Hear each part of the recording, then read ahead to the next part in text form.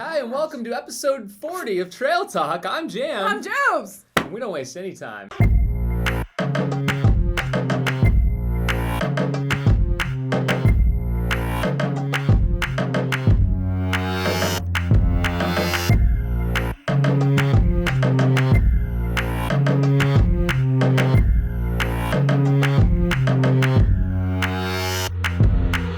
Welcome back. We're trying to follow up on that promise that we gave 2 weeks ago in the show that we were going to be doing this every week. We're going to come back and do we it already every missed a week. week. And then we missed a week.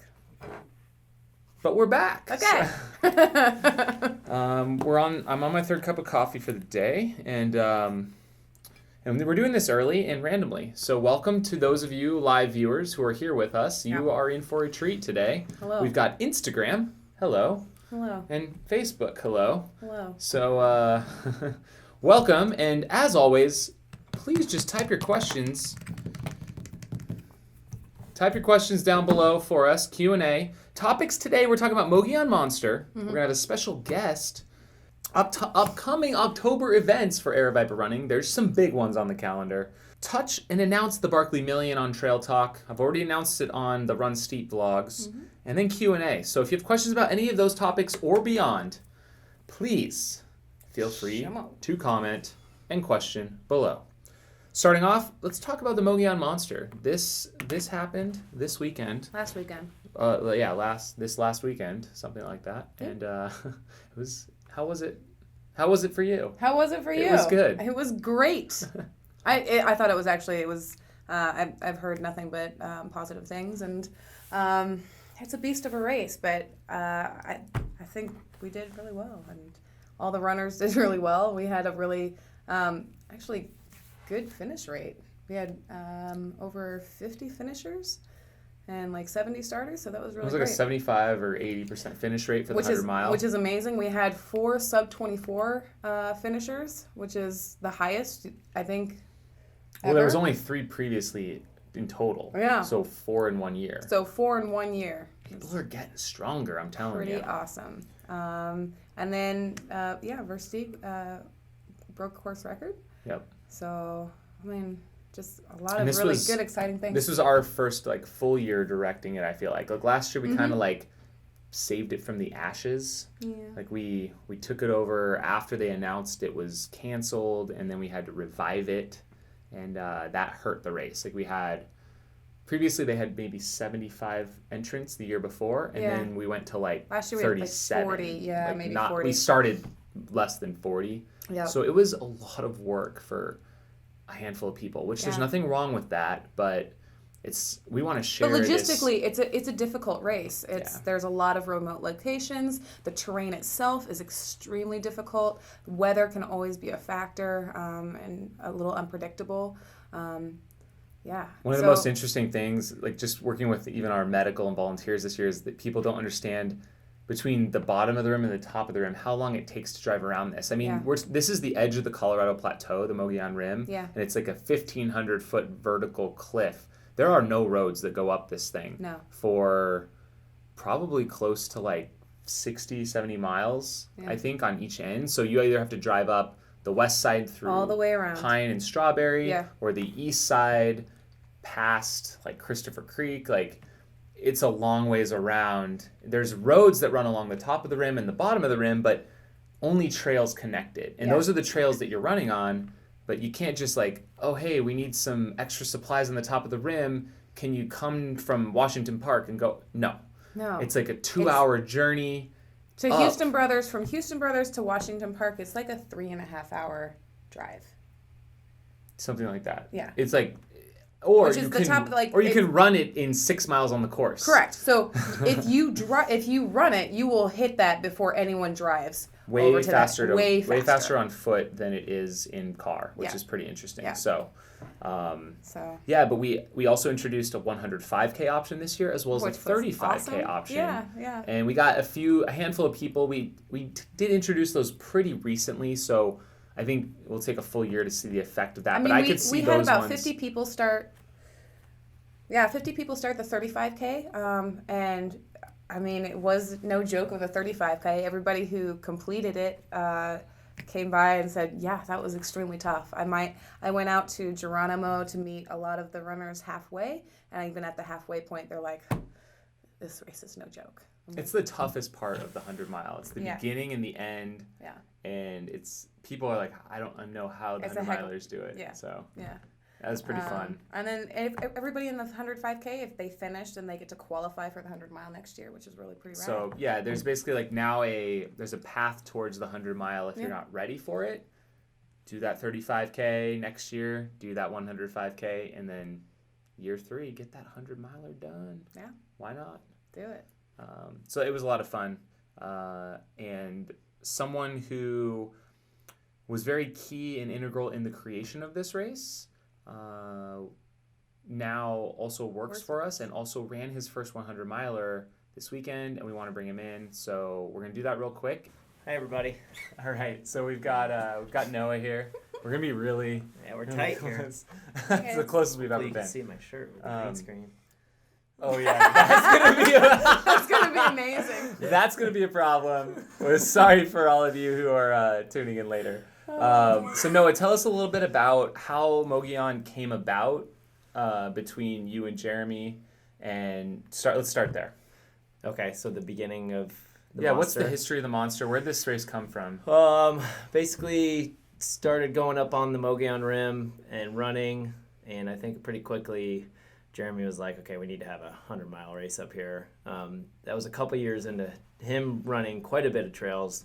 I was kind of just still dabbling in trail running, but he was already kind of full bore. That's kind of how Jeremy does things, is 1 to 100 pretty quickly. So he went in, and I'm not sure if he'd even done his own first 100 himself, but so he went up a bunch, and then Jeff Jones helped him because he knew a lot about the area as far as designing the course, and then just spent countless hours kind of going up on the rim, checking the logistics of it, trying to run the trails, putting the aid stations together, and I guess probably less than a year and a half later, we had the first one in 2012. So that was 106 miles with, I guess, the same amount of climbs up the rim, but a little bit different start. We went up Pine Canyon at the time, and now we go up Donahue. So kind of they both meet at the same first aid station at Dickerson, but different route there. So that's what you ran.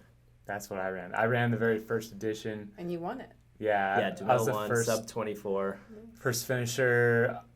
And I decided kind of last minute to even run it, I believe. I don't quite remember how that happened. But I know I ran Leadville and didn't have a very good race. And then I finished, but I just didn't have the race I was wanting. And I was still really in pretty good shape. And then I remember going to like the Silverton 1000 that we organized, and I did a 100-mile week there, and then I was like just feeling really good, and I just had a great race that year.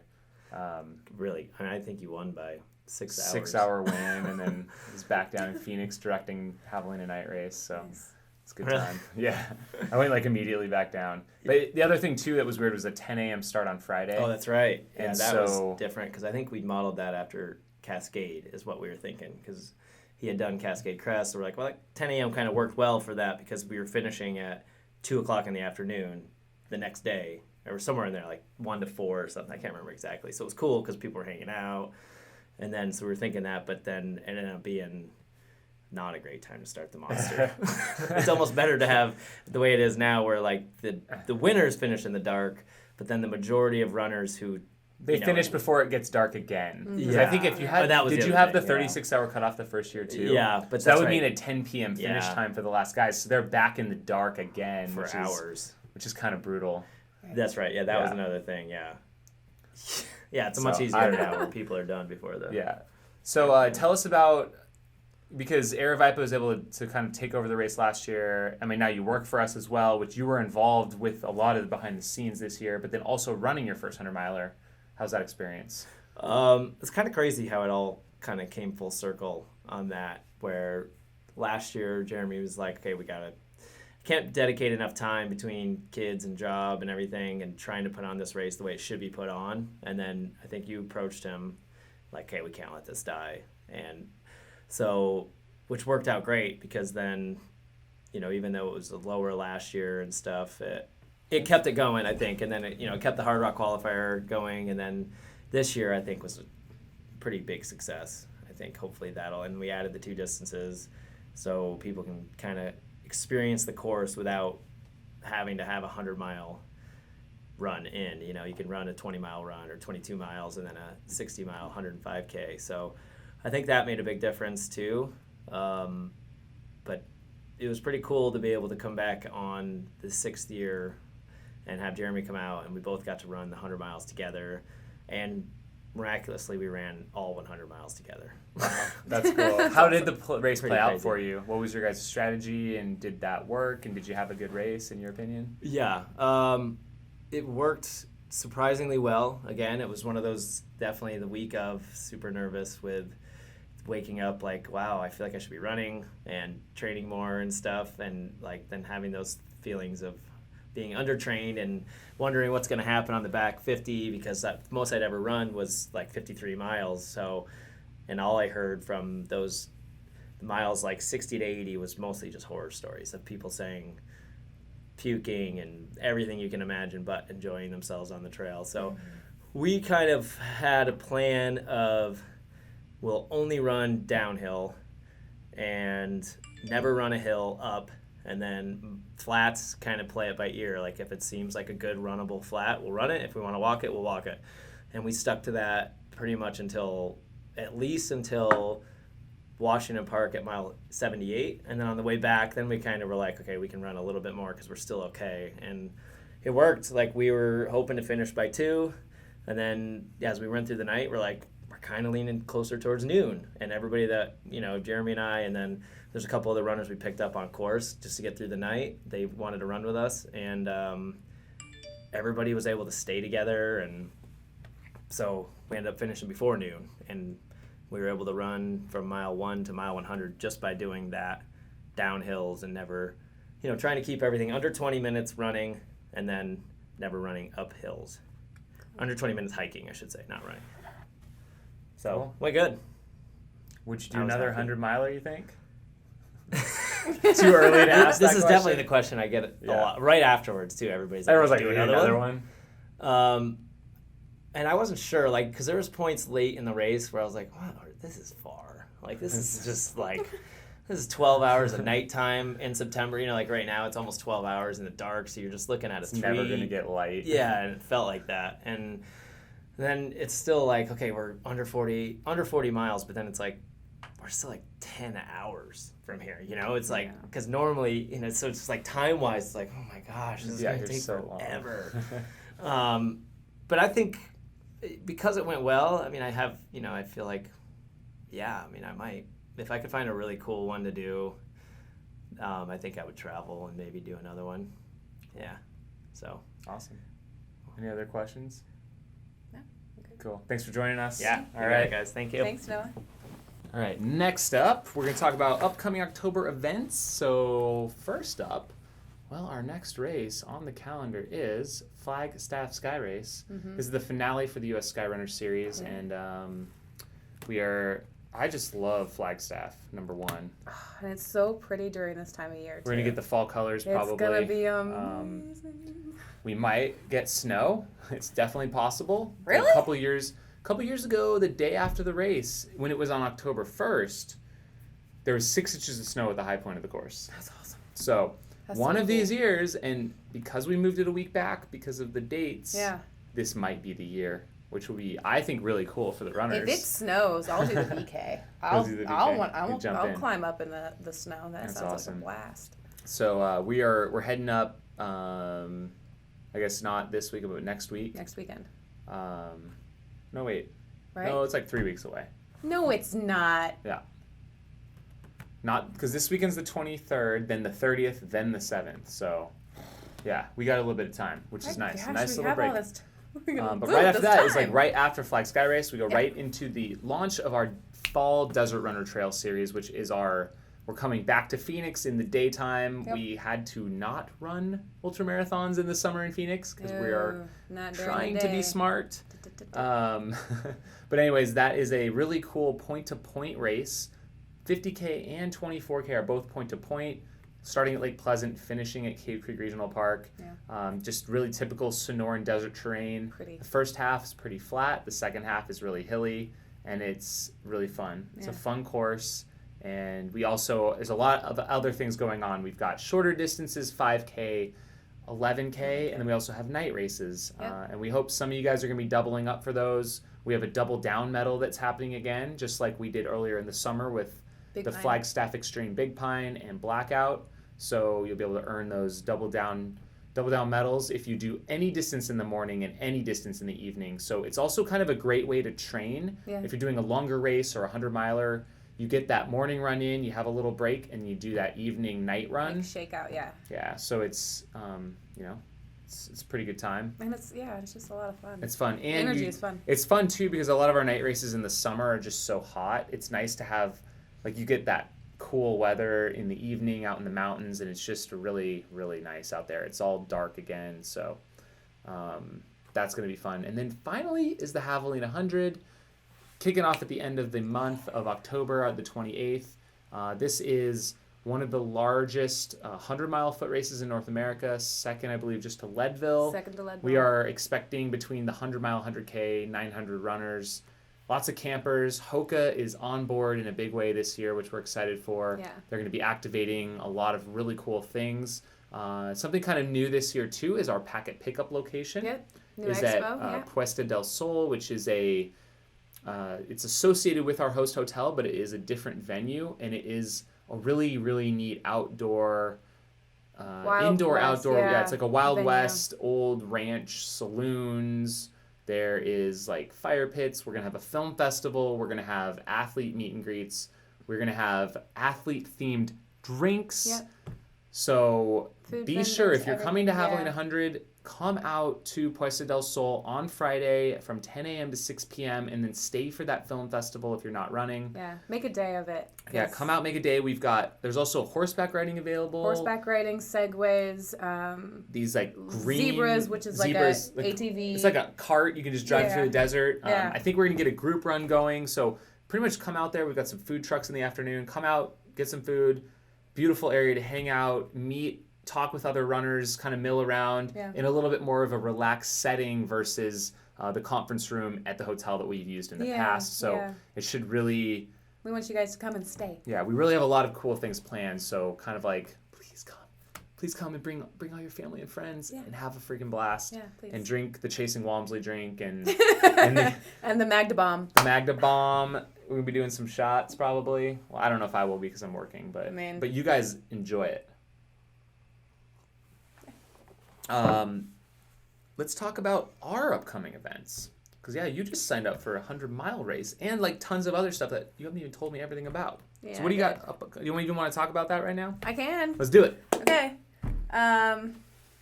So yesterday I signed up for the Ute 100, which is in the LaSalle's next August. So I have a whole year, basically, to train. In the meantime, I'm doing several 50Ks and a couple 50-milers, probably 3 50-milers possibly that for next year. Just really excited just to get in and train. And every time I go to Moab and like past the LaSalle's, I just like look at those mountains. I'm like, I need to explore those sometime. And then Perfect way to do it. Haley told me, she's like, hey, there's a race there. And it like looks over, like on one side you can see the San Juan Mountains in Colorado, and on the other side you can see like the Red Rock of Moab, and just everything about that sounded amazing and beautiful, and that's what I want to do. That's what I want to commit to. So 100-miler coming up. Sweet. Well, we're definitely going to talk a lot more about that as we get closer. For me, it's all about the Berkeley. Wow, every year it seems like I'm just beating a dead horse with this one. It's like... You got a plan. You got a plan this year. Yeah. I'm fired up, guys. I'm super focused and excited. And if you've been watching my crazy Steep Life videos on the Run Steep Get High channel, people are like, dude, lay off the sugar and the caffeine because you're a little bit loco, bro. So, but I'm not going to do that. You're excited. Yeah. No, I am freaking stoked. Like, I am legitimately stoked. Every day I'm getting out. I don't care if I'm tired. I'm just doing it. Yeah. And I know it's going to strengthen me in pay huge dividends come next year when I really ramp up my last bit of training.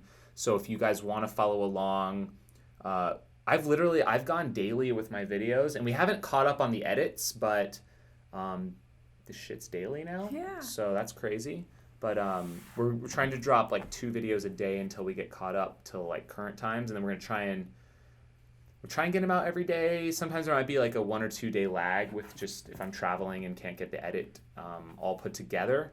But number one, like I want to try and make things entertaining, inspiring, and give a little peek into my training for what it takes to train for the Berkeley. Mm-hmm. And I'm using this project called the Berkeley Million Project.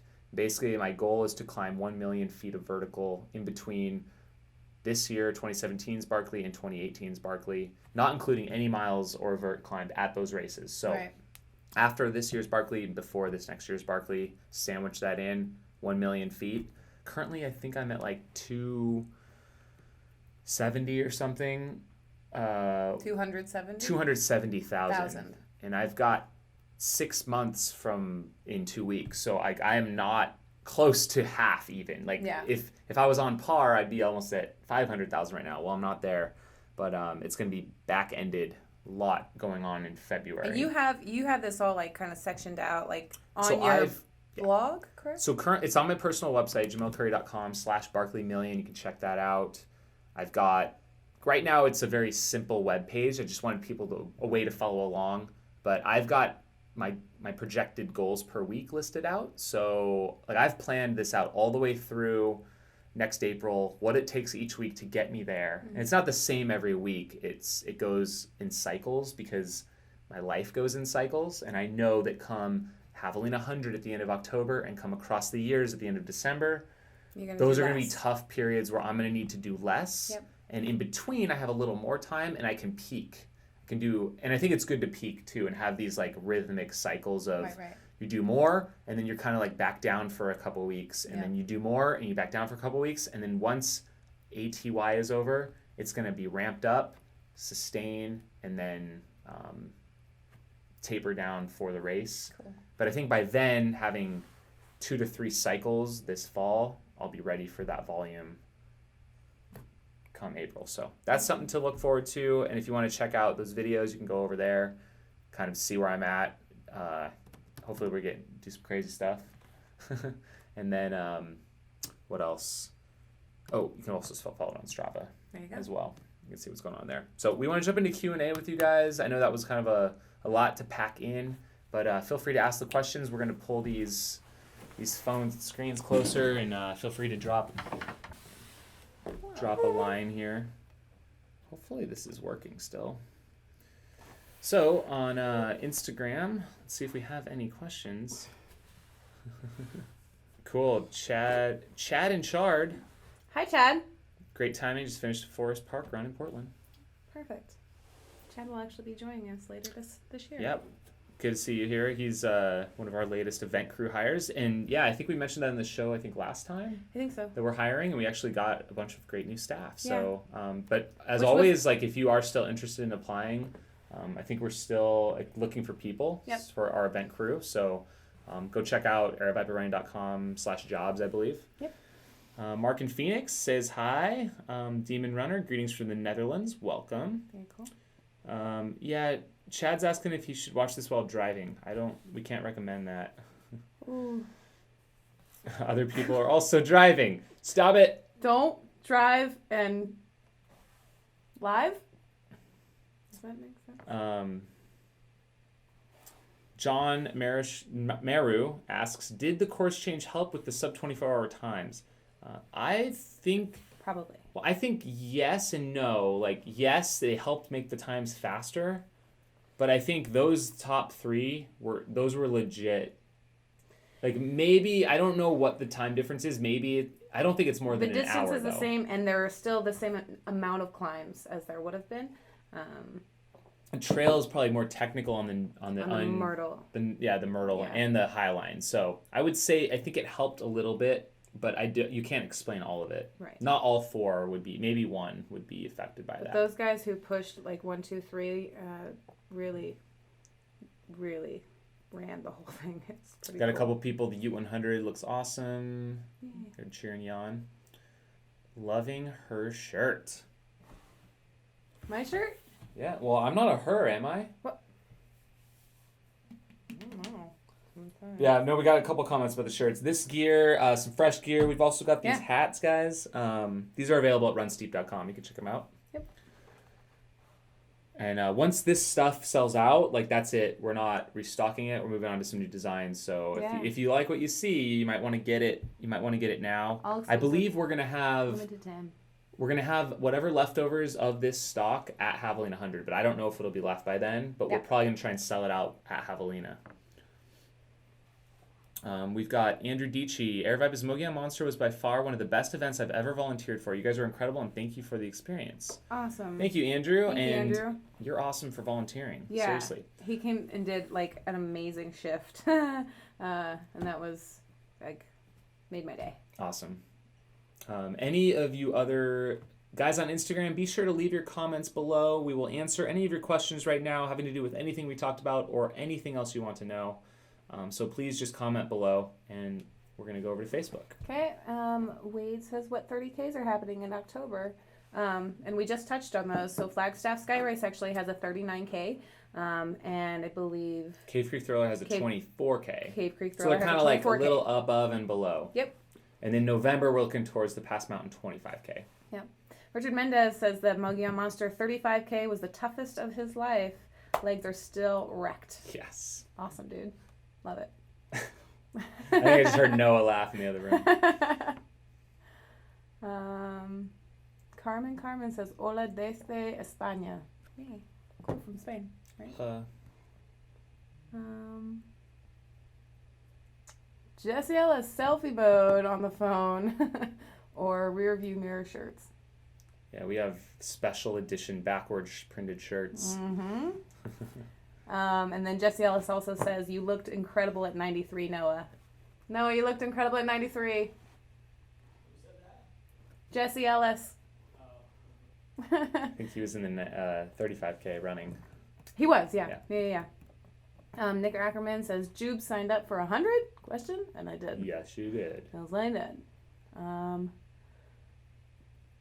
Jesse Ellis says, trying keyword. And then Claudia Cross, yes, JJ 100 km. She's going to run that, which is awesome. Yay, Claudia. Joel says, Jubes, do you plan to race all the ultras you plan to run? And what's your logic on the quantity of build-up ultras you have chosen to run before the 100? There's really no logic. I need miles on legs, and that's all I'm doing. I've been running pretty consistently since I got back from Silverton, and I feel really good. Like, I've done several long runs, and I feel really good on all of my long runs, so I'm just going to kind of keep doing that and building, and some days I take off, and some, like, I'm not doing a run streak or anything like that, but and as far as like racing the ultras, no, by no means. I am not like, I do not race. I'm not a fast runner.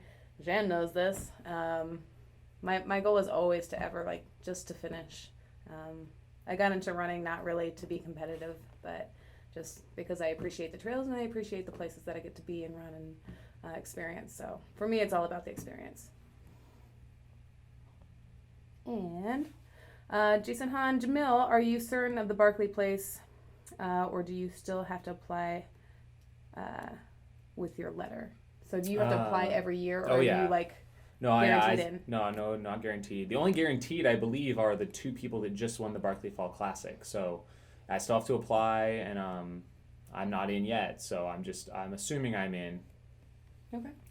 But I'm training as if I was in, and I don't know. It's not guaranteed. So I might train and find out I'm not in. That's fine. Like, I'm not the race director. I'm not in charge of that. Yeah. But I'm going to apply again. So cool. That's all I can say. And then Donna Beamer says, can you describe the Black Canyon course, thinking about doing the 60K? Yeah, so it goes along the Black Canyon National Recreation Trail, which is a beautiful trail, windy, single track through the Sonoran Desert, starting in the high desert down to the saguaro-studded lower Sonoran Desert, and it's spectacular, point-to-point route.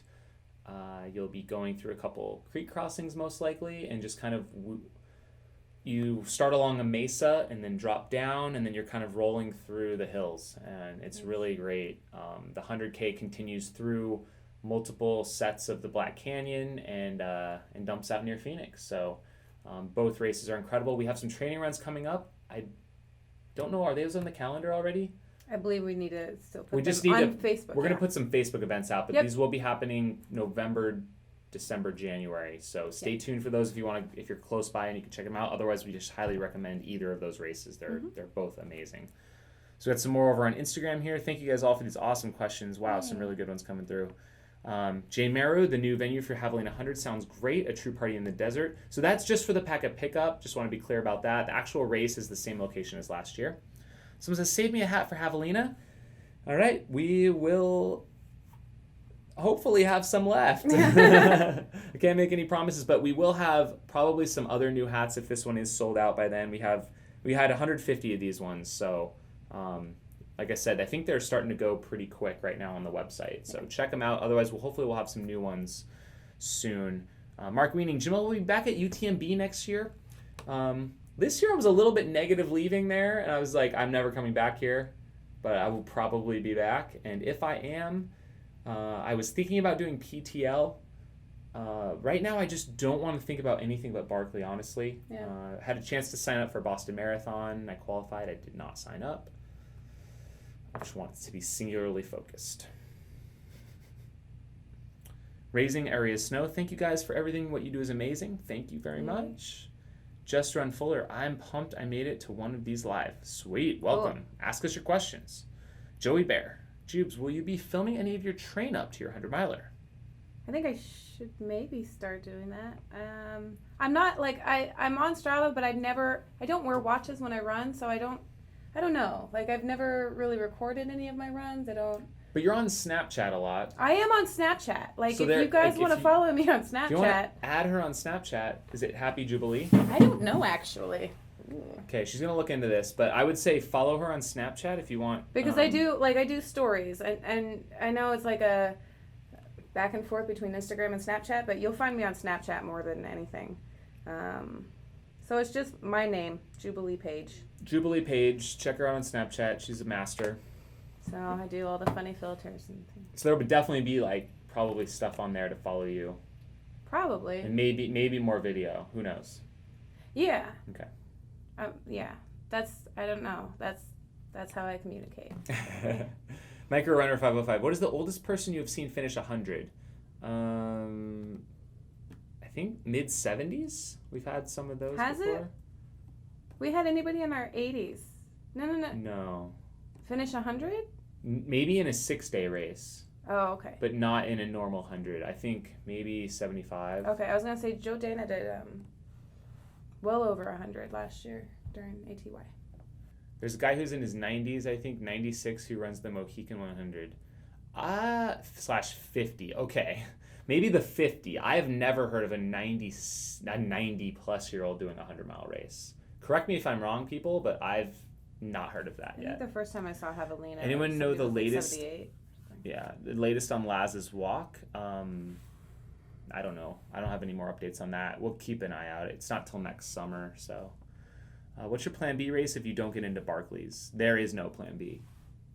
There isn't. That's there's the no only contingency race plan. that I want to do. So Barkley there or is bust. no plan B. Yeah. I don't know what to say. Chad nailed it. Berkeley or bust. I want that merch, but shipping costs. If you're out of the country, it is like $15 in shipping for sure. Yeah. Locally, it's not as much, but yeah, it does cost to ship, unfortunately. If you do attend our local events, we do have some of the Run Steep merch available. We haven't put the new stuff out there yet, but we will at Javelina, like I said.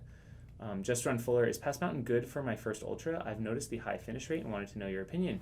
I would say absolutely, because it's two 25K loops, which are really fun. The first half's flat, the second half is hilly, really beautiful.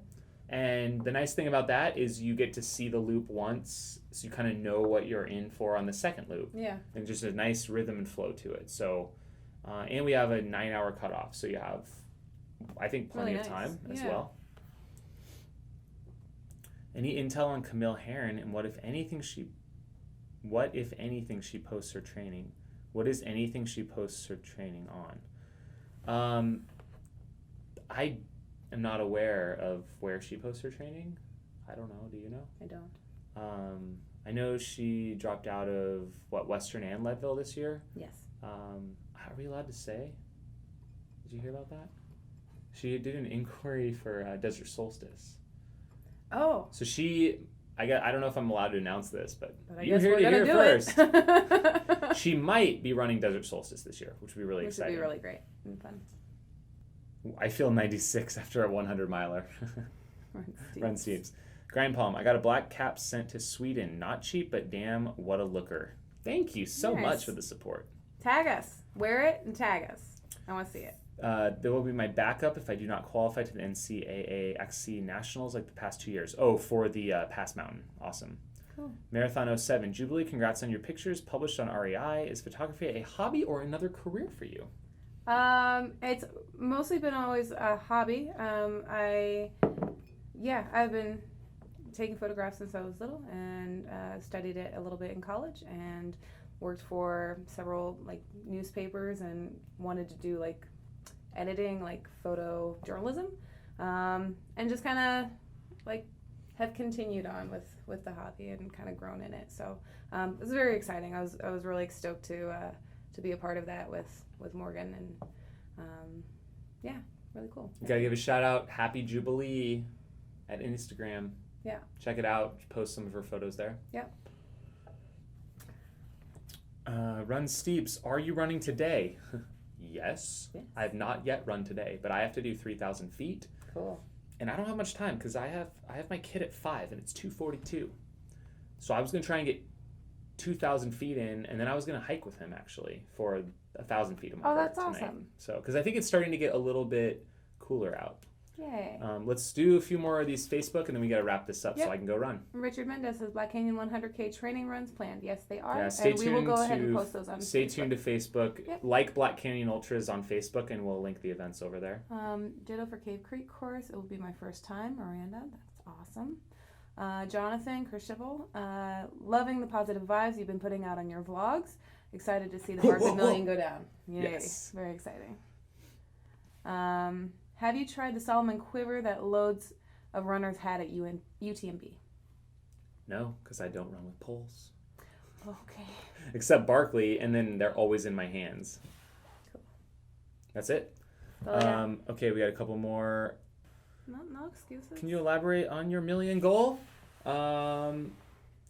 We talked a little bit about this earlier, but essentially go to jamelcurry.com/Barkley Million, and it will show you what we got going on there. Trying to do 1,000,000 feet of vertical in not a calendar year, it's like a fiscal year, starting April 3rd, something like that. That's the best way I can describe it.